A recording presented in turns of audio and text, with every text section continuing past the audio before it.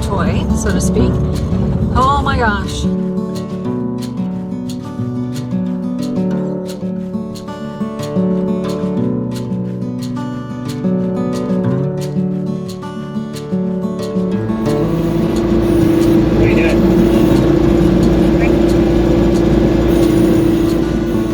Farmers who used to do our land, do the crops and everything on here, retired this year, and they're having a big sale and getting rid of everything. Tim's been wanting to get a backhoe for quite a while now. Sorry, this is so bumpy. Anyway, he's been wanting to get one for a long time, and we've been pricing them, and they're super expensive anyway. And we really needed one for what we're doing here, and also for future projects. So anyway, we got one today. It's something that we've been saving up for, so that has been set aside, and thankfully it did not cost as much as we had anticipated.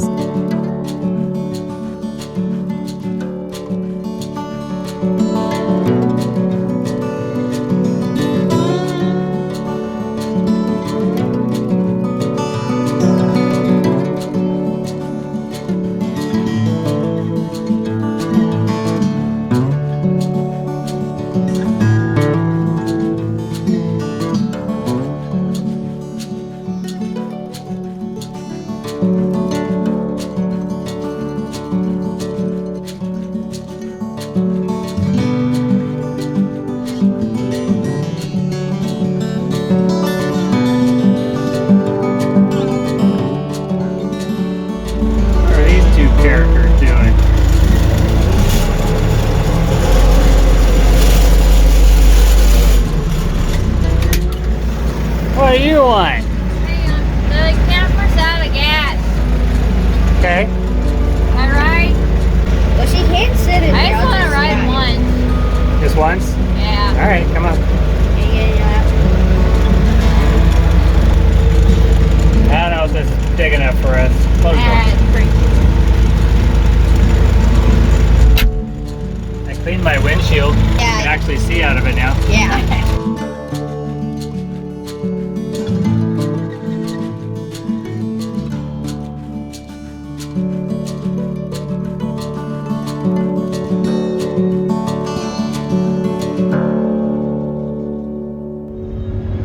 Quite a busy week. So it's Thursday. Ran by the Home Depot real quick, and my windows came in yesterday. They're going to be delivered Saturday morning at 7 o'clock. The gutter guy just texted me, said he will be there tomorrow. So I've got to get my basic setup for the rainwater collection done. I've just got to run 2 pipes so he knows where to hook them in at. Then I've got to take everything off so I can fit everything and make sure it goes in there correctly. So I'm just going to kind of dry fit everything to give him an idea where he needs to run his pipes to. Then got a text from the garage door installer saying he will be here next week to put the garage doors in. So it's all hitting at once. If I'm lucky, I'll be putting panels up too. My goal today was to go ahead and get the inverters and the charge controllers fully wired up, but then I got that text from the gutter guy. So now I've got to get that done, which really isn't that big of a deal. I don't think it'll take me too long to just tack them in place, but we'll see. Yeah, so busy week. Okay, the gutter guy's coming tomorrow, so I went ahead and temporarily put up the rainwater collection, the very first pipe. So along the front, I've got a 6-inch pipe here, and then this is 72 feet along the front that will dump into that 6-inch pipe. And then on the upper level, that's 12 foot, will be a 4-inch pipe, and that'll drop into the top of that Y there. This is just temporary. It's just so the gutter guy can line up exactly where he wants to have his drops coming in. And then I still need to sheet everything in here. On the other side, I've got it set up over there too, the exact same thing. And then it has a 2-inch, there's a 2-inch drop on it, which is probably a little excessive, but that's no big deal. So as it comes in to our pump room here, it'll come through pretty much way up there at the top. I was going to do a first flush, so what it would do is it would come out of that pipe, go into another Y just as it enters into this room, and then it would drop down 10 feet and then there would be a drain at the bottom, a valve I could open at the bottom for my first flush. My roof is 1,800 square feet per side, and that gives me a first flush of 18 gallons. So every 1,000 square feet of roof, you'd have a good 10 gallons for your first flush. So that pipe, 10 feet long, on a 6-inch pipe, and then I add a little bit in for the little bit extra at the bottom, a little bit extra at the top because it goes into the fittings, is roughly 16, a little over 16 gallons.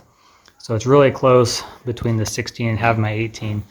Now, honestly, I haven't decided 100% if I'm even going to do the first flush because there's so much back and forth online and things I've read that says you don't need it. Some people say you must have it. Some people say it's not worth it. It's a waste of water. In the long run, it's just a maintenance issue because every time it rains, you got to come out and drain it. So I'm trying to weigh all that, and I may just take it out 100%. This is our filter system down here. It came a couple days ago. So on our 2 tanks, I'm going to line these up so that they both face each other. So these nozzles in the bottom will face each other, and the nozzles in the top will face each other. Then if water is coming into this one and not the other one, which would only happen if you can see that little light down there, that's where our well water comes in. I haven't cut the hole open yet, but on the back of that is our well water. So if I'm filling this one, it will equalize through the bottom. So I'm going to have a bigger pipe through here so that the water in this one fills up. It'll flow down through the pipe and elevate on this side, so they'll be equalized at the same level. So I'm going to have to do a bigger pipe in between there. Then the pipes will run down. There'll be a shut-off here and a shut-off here. Also a PVC disconnect, so I can unhook those if I ever need to take one of these out. They will come down, turn over, connect together. There'll be another disconnect and a shut-off, and then the pump will sit on this side. The pump will pressurize the water, and it will send it back along the ground here over to this side, which is where all the filters will be. After the filters, I'll run it back up and then through the shop area over to the house. And I'll have some shut-offs and everything over there as well. So that's a general idea of how this is all supposed to work. Clearly, as you can tell, I'm kind of deciding on a few things as we go. But hopefully in the next couple weeks we'll have this fully set up.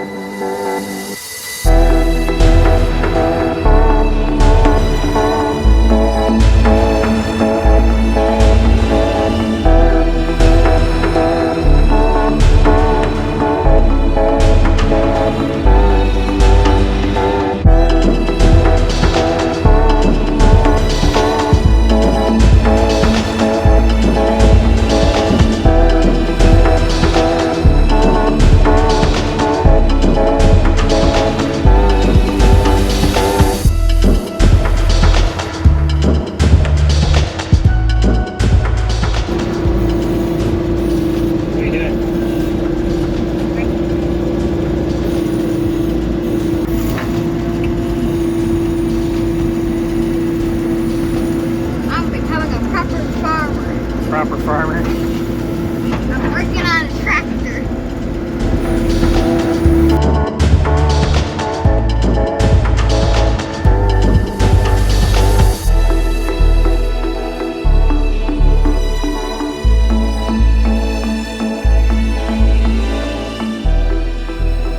Got Sydney working the backhoe. Valerie's been doing the backhoe and the bucket, and well, not the bucket. She's been steering while it sits on my lap. But she's doesn't quite figure out how to go backwards yet because she keeps turning the opposite direction where she's supposed to go. She's learning.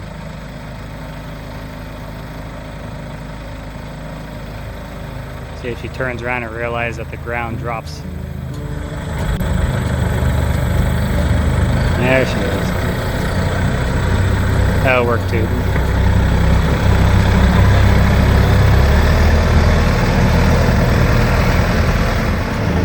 Sydney's gotten really good at working that. She stays in first gear, so she's not going very fast.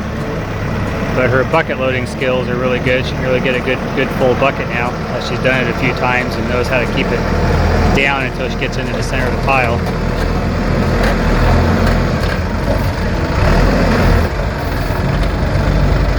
Okay, that's a good bucket full.